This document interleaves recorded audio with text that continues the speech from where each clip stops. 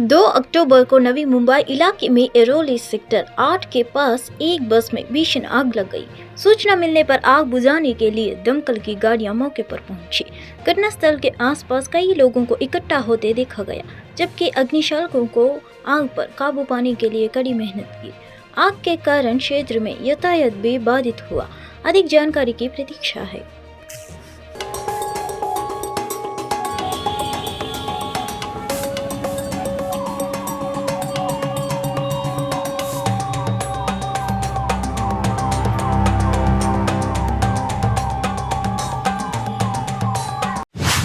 इसरो वैज्ञानिकों ने चंद्रयान 3 मिशन के बारे में बात करते हुए कहा कि पेलोड ने चंद्रमा के बारे में बहुत सारा डेटा एकत्र किया और यह दुनिया भर के सभी वैज्ञानिकों के लिए एक धन की तरह है। चंद्रयान 3 का सबसे बड़ा उद्देश्य चंद्रमा के दक्षिणी ध्रुव क्षेत्र पर सॉफ्ट लैंडिंग करना था। यह बहुत कठिन कार्य है। हमने सॉफ्ट लैंडिंग की और उसके बाद हमारा रोवर बाहर आ गया। पेलोड ने डेटा एकत्र किया, बहुत सारा डेटा एकत्र किया गया है और यह दुनिया भर के सभी वैज्ञानिकों के लिए एक धन की तरह है। इसरो में वरिष्ठ वैज्ञानिक डॉक्टर रितु करिदार ने कहा। चंद्रयान 3 के मिशन निदेशक एम श्रीकांत ने कहा, जब हमने चंद्रयान 3 का काम शुरू किया तो हम चंद्रयान 2 की विफलता से थोड़ा दबाव में थे। चंद्रयान 3 का सबसे बड़ा ऑब्जेक्टिव जो हमारा था, soft landing in the southern region of moon, और वो एक बहुत ही डिफिकल्ट टास्क होता है, एक सदर्न रीजन पे लैंड करना। और हमने सॉफ्ट लैंड किया, उसके बाद हमारा रोवर बाहर आया और उसने पूरे चंद्रमा की सतह पर रोव किया। उसके पेलोड्स ने डेटा कलेक्ट किया और ये बहुत सारा डेटा अब कलेक्ट हो चुका है and it is like wealth for all the scientist across the world. They can study the data and they can find out much more about the moon surface at that region. जब हम लोग चंद्रयान 3 का काम शुरू किया था, हमारे दिमाग में चंद्रयान 2 का फेल्यूर का थोड़ा दबाव था, लेकिन हम लोगों ने उसको डेटा को पूरा तरह एनालाइज किया और उसमें क्या खमियां थी या क्या इम्प्रूवमेंट कर सकते थे उसके लिए पूरा एनालिसिस किया और उसका पूरा सिमुलेशंस ग्राउंड पर कराया और उसके बाद पूरा एल्गोरिथम्स ऑन बोर्ड जो इम्प्लीमेंट हुए हैं उसका पूरी तरह से बारीकी तरीके से पूरा रिव्यू किया गया था। और उसके बाद हम लोग ने पूरा सॉफ्टवेयर और पूरा हार्डवेयर टेस्टिंग ग्राउंड में पूरा खरीद कर गया था। जैसे इंटीग्रेटेड कॉल टेस्ट और इंटीग्रेटेड हॉट टेस्ट थे, दो बड़े टेस्ट हम लोगों ने ग्राउंड पर किया और पूरा। जम्मू कश्मीर के उपराज्यपाल मनोज सिन्हा ने 2 अक्टूबर को यानी आज श्रीनगर के राजभवन में ग्रामीण विकास और पंचायती राज विभाग द्वारा आयोजित प्रधानमंत्री आवास योजना ग्रामीण के भूमिहीन लाभार्थियों को भूमि आवंटन आदेश सौंपे।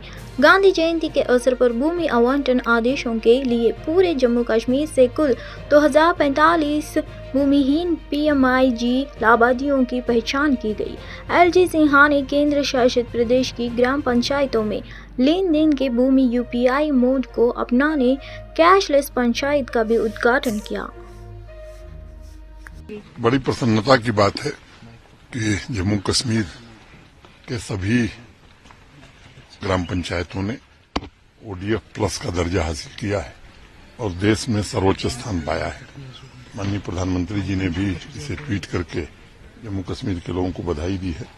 मैं अपने सभी चुने हुए जनप्रतिनिधियों, जम्मू कश्मीर की आवाम, रूरल डेवलपमेंट डिपार्टमेंट, सभी DCs को हृदय से धन्यवाद देता हूं जिन्होंने ये उपलब्धि हासिल की है। अब आगे की चुनौती हमारे लिए बड़ी है, इसे लगातार बनाए रखना है। मैं जम्मू कश्मीर की आवाम से निवेदन करूंगा कि मैं अपने व्यवहार में हमें परिवर्तन लाना है और स्वच्छ जम्मू कश्मीर बना रहे, ये हमारी अर्थव्यवस्था के। अरुणाचल प्रदेश के मुख्यमंत्री पेमा खांडू, केंद्रीय मंत्री किरेन रिजिजू और बॉलीवुड अभिनेता रणदीप हुड्डा के साथ 2 अक्टूबर को यानी आज भारत चीन सीमा के आखिरी गांव मांगो चुना गांव में भारतीय सेना और ITBP सैनिकों के साथ शामिल होकर गांधी जयंती मनाई। मांगो चुनो के अत्यधिक ऊंचाई वाले क्षेत्र में सैनिकों ने बॉलीवुड अभिनेता रणदीप हुड्डा के साथ गांधी जयंती बड़े उत्साह से मनाई। मुख्यमंत्री पेमा खांडू, केंद्रीय मंत्री किरेन रिजिजू और वरिष्ठ सैन्य अधिकारियों को विभिन्न बॉलीवुड क्लासिक गाने गाते और सैनिकों के साथ नृत्य करते देखा गया। कार्यक्रम की शुरुआत मुख्यमंत्री खांडू और उपस्थिति सभी गणमान्य व्यक्तियों द्वारा महात्मा गांधी को पुष्पांजलि अर्पित करने के साथ हुई। Outside Assam airport, Guwahati airport to the northeast, and I'm really taken aback that we've got such a beautiful part of our country which is there for us and to visit and to enjoy. And I've really enjoyed dancing with the troops. They are protecting us from the Tibetan on the Tibetan-China border. And it was real morale boosting for me to see them so happy in such rough terrain. And ironically, today is Gandhi Jayanti, and I've just finished a movie on Veer Savarkar, whose ideology was not ahimsa but hinsa. And that's what I was feeling here, that with ahimsa, you cannot protect our borders. You need hinsa for the other person to know that if you mess with us, we will mess back with you.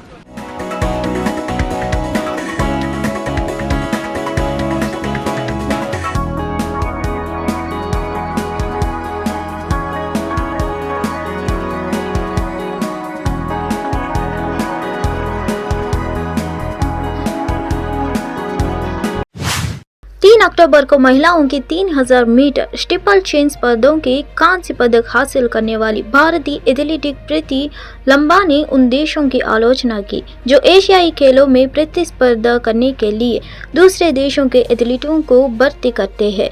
उन्होंने केन्याई खिलाड़ियों का जिक्र करते हुए कहा, जिन्हें एशियाई खेलों में प्रतिस्पर्धा करने के लिए कजाकिस्तान की कतर द्वारा प्रायोजित किया गया था।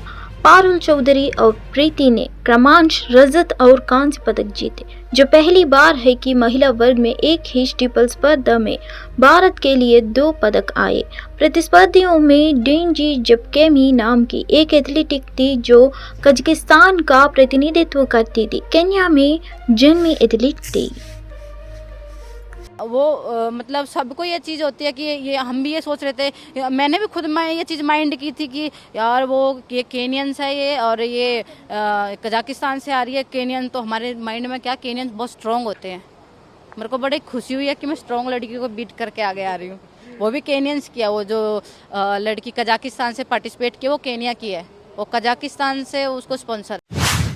आंध्र प्रदेश के मुख्यमंत्री वाईएस जगनमोहन रेड्डी और मंत्री आर.के. रोजा के खिलाफ कथित रूप से अपमानजनक टिप्पणी करने के आरोप में तेलुगु देशम पार्टी के वरिष्ठ नेता और पूर्व मंत्री बंडारू सत्यनारायण मूर्ति को 2 अक्टूबर को पुलिस ने गिरफ्तार कर लिया।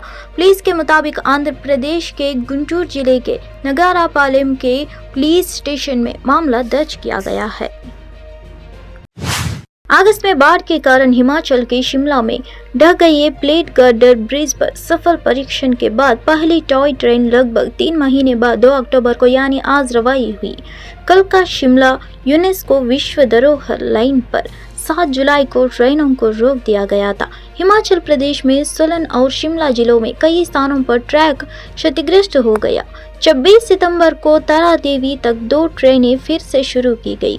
उन्होंने कहा, हमने इस पुल पर कल सफल परीक्षण किया क्योंकि यह 14 अगस्त को ढह गया था। ब्रिज के कारण ये 14 अगस्त से बंद था।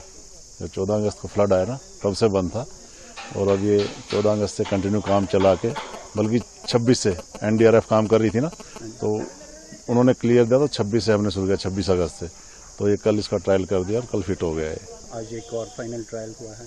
फाइनल ये ट्रेन गई है, ये नॉर्मल ट्रेन अब कालका से आएगी पैसेंजर लेके। सेफ है? बिल्कुल बिल्कुल सेफ है। आज से ट्रेन चलना शुरू? हाँ, ट्रेन शुरू हो गई है। पूरी 6 ट्रेन पूरी वो तो डिपार्टमेंट को पता हो कितनी चलाएंगे। आपने इसको क्लियर? हाँ, ट्रैक क्लियर। नेपाल के राजदूत असाधारण और पुनर्धिकार के डॉक्टर शंकर प्रसाद शर्मा और चिली के राजदूत जुआन अंगोलो ने 2 अक्टूबर को यानी आज दिल्ली में क्षेत्रीय राष्ट्रीय संस्कृति महोत्सव में भाग लिया। यह कार्यक्रम संस्कृति मंत्रालय द्वारा आयोजित किया गया था। इस कार्यक्रम में गृह मंत्री अमित शाह और केंद्रीय मंत्री मीनाक्षी लेखी भी शामिल हुए। I think this was a great program, amazing program. The artists are excellent and the program itself was very, very impressive. I can understand all Hindi, so I enjoyed it very much. I am enjoying very much the presentation. It was fantastic to see how culture can unite people. And this is very important in our days. Culture will unite people. So I'm very happy to be here and see this wonderful presentation of Indian culture and dances and music. Tripura के मुख्यमंत्री मानिक साहा ने 2 अक्टूबर यानी आज एक महत्वपूर्ण पहल project दीपक के लिए MOU हस्ताक्षर समारोह में भाग लिया। अगरतला में असम राइफल्स, राष्ट्रीय अखंडता और शैक्षिक विकास संगठन और एक्सिस बैंक के बीच समझौता ज्ञापन पर हस्ताक्षर किए गए। इस परियोजना का उद्देश्य त्रिपुरा के वांछित लेकिन मेधावी छात्रों को विभिन्न प्रतिस्पर्धा प्रवेश परीक्षाओं की तैयारी में सहायता करना है। इस अवसर पर major general VK Nambiar, YSM, SM, IG Assam rifles और अगरतला सेक्टर असम राइफल्स के DIG ब्रिगेडियर विक्रम गुलेरिया उपस्थित थे।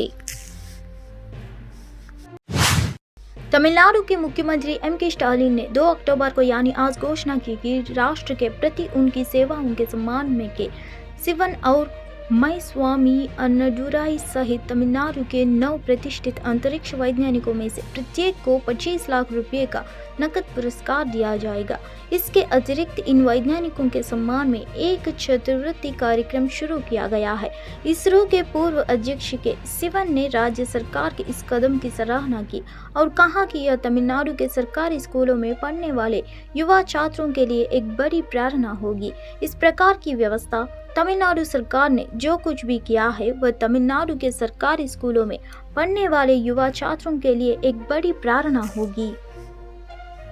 Arrangements, whatever the Tamil Nadu government has done, is really it will be having a big motivation for the young students studying in the Tamil Nadu that government school. Student who that too they are studying in the Tamil medium, they will be getting more enthusiastic and they will feel that one day they also will become engineers. That feeling will be there. It's a great motivation, I would say, that the government of Tamil Nadu has done, and definitely that is the thanks must be given for the Chief Minister for these particular activities. Basically, I feel honored, and it's always any individual feels very happy when he gets felicitated for whatever he has done. I feel that what I have done is a very small thing as part of what we are supposed to do for as part of the government for the building up of the nation. So on this occasion, when you have been invited and get felicitated by the Chief Minister of any state, particularly from Tamil Nadu,